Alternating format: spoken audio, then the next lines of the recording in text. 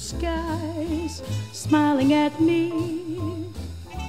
Nothing but blue skies do I see.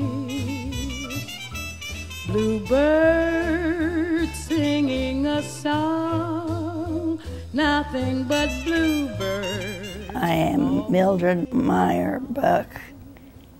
My husband and I created the Buck Foundation 26 years ago. We met at the University of Colorado, where we were both students, and my husband graduated in 1929, filled with wonderful hopes, and it was the depth of the Depression. So we had to postpone quite a few things. We were married in 1930. I worked for the Better Business Bureau of Denver, and Doug worked for Calvin Bullock Investment Bankers. Calvin Bullock left Denver, and the Better Business Bureau collapsed because it was supported by contributions from merchants. We found some other jobs that allowed us to weather the storm. Doug had a very ingenious idea, and he founded a small company that was a cooperative insurance company. This he worked at very hard for the next 30 years, and then we had an offer from a very large Texas insurance company to buy us out. At that point, our children were grown. Most of them were married. We had 3, and we decided it was a good time to take life a little easier. But we never had a lot of money to promote anything, and so it was a quandary for us to decide what to do with all of this. Should we endow the children with trusts? We had seen that happen, and too often it didn't work out very well. So we decided that what we really were interested in was social justice, and to promote that, the best thing we could do would be to create a foundation with the money that was available to us then. So we did, and that was the Buck Foundation. My husband, Douglas Buck, was a man who was very generous and socially very conscious, and it rubbed off on me. Most foundations are very much larger than ours, but we decided that we could start with what we had and see what happened, because ours was purely a private foundation. Nobody else contributed to that. The term justice is one that covers a lot of ground. For us, it meant that people who were normally were pushed to one side and not given a fair chance in the world was not the right way for the world to be.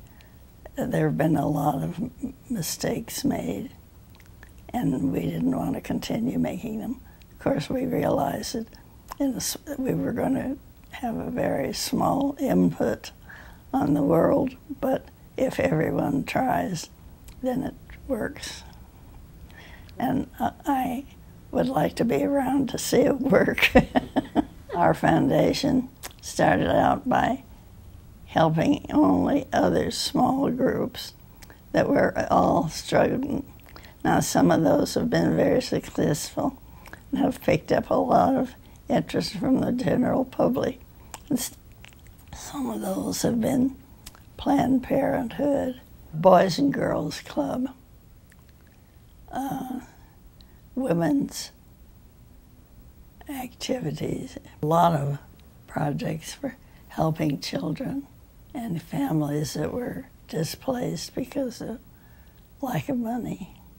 The Aurora Human Rights Center, El Centro Humanitario, has been one of our favorites, and we're very anxious to see it succeed in a big way. There's a big need for it, especially here in Colorado. And so we decided a couple of years ago to join with others in making a center possible in Aurora. Aurora had been forgotten for many, many years.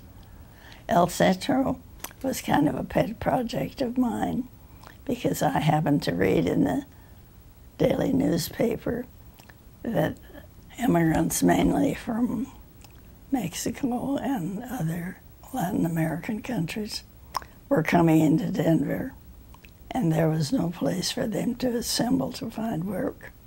So I decided to do what I could. By that time, my husband had died several years before, and I wanted to see El Centro flourish. So for several years, we gave them our best attention. El Centro allows workers to assemble without being taken away by the police.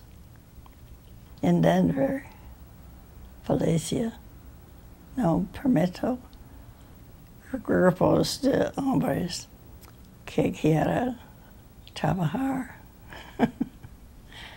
No es posible sin un permiso. La situación está mejor. We've always had a liberal viewpoint, very liberal. And that put us in opposition with some of our closest friends who didn't share our views. But we decided that that didn't matter. We could bridge the gap, still be friends, even though we didn't agree. Doug and I liked to travel after we had the means to do so. So we saw most of the world. But we always flew over Hawaii on our way to Australia to visit Carol and the family over there. We were so charmed with the island of Maui and the town of Hana that we went there every winter after that for 2 or 3 years. Now, Hana is a community of 1,500 people, mainly Hawaiian in descent. Idyllic in several ways, and not so good in others for people of Hawaiian descent who live there. Their school system, their drug problem, and there is a national tropical botanical gardens, and it's for the preservation of a plant called the breadfruit, because the breadfruit has wonderful nutritional qualities, and the idea is that it can be used in many other parts of the world to allay hunger. Of course, hunger goes along with poverty. Poverty goes along with our aim. So that's the reason that we sponsored the contributions to that and to the social problems in Hana. I want to talk a little bit about the future of the foundation, because the family, which started out with Doug, myself, and the 3 children, now is very large. We have 8 grandchildren and now great-grandchildren. And as they grow up, the world is not what it used to be. So we have to alter our position as a foundation and be open to suggestions from other members of the family. And they have lots of suggestions. We don't always agree, but we're congenial and we don't argue or fuss. We make a few concessions here and there. Doug has been gone for now a very long time, about 16 years. But I feel when we have a group meeting that his views are carried forward. And that's very pleasing, of course, to me. I think to share the same values makes a bond that endures. I hope will endure. Gives us a very good reason to assemble. And I must say that all the cousins, and now, of course, are quite a lot, They are more like brothers and sisters than they are like cousins. It's been a bond that we would not have had otherwise, because they all moved to different parts of the world. And that's what we wanted them to do. We wanted them to find their own paths and pursue those. David, our oldest son, has been a shining example.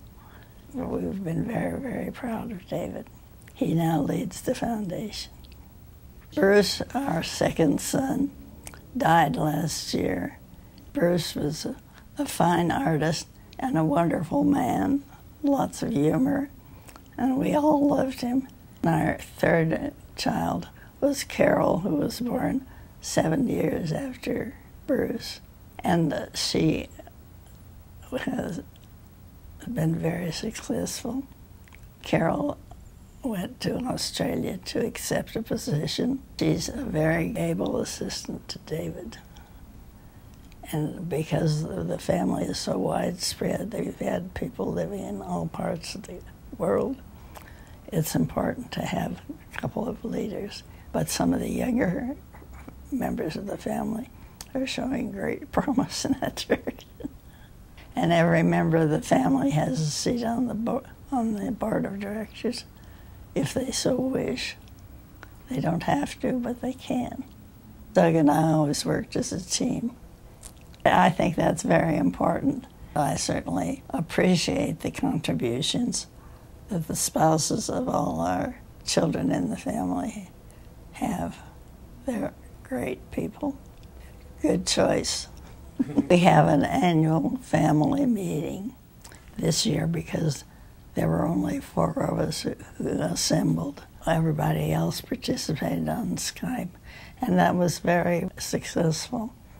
But we really need to stay acquainted to know how people's interests are developing.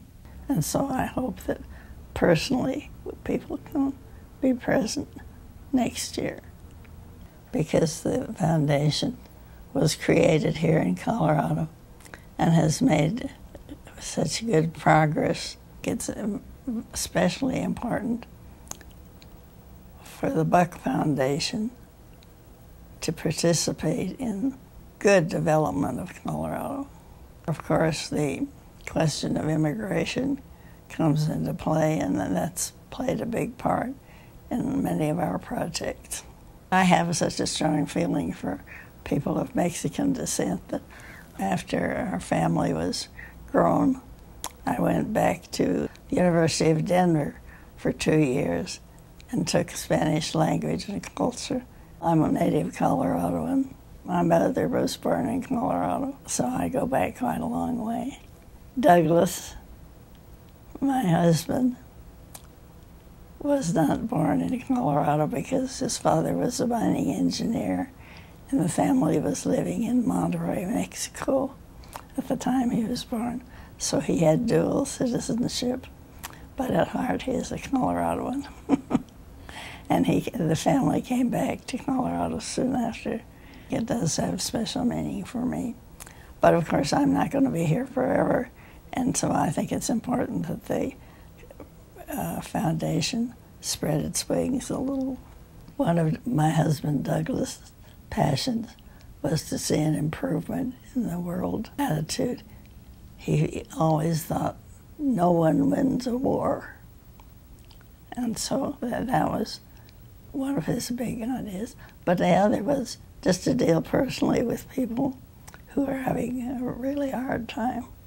The Aurora Center for Rights for All People is a very good step in that direction, and I hope it will flourish. I think the foundation can be a small idea of what we'd hope the world would be. I've learned that it's very important to have a lot of consideration for other people, to try and put yourself in the other fellow's shoes.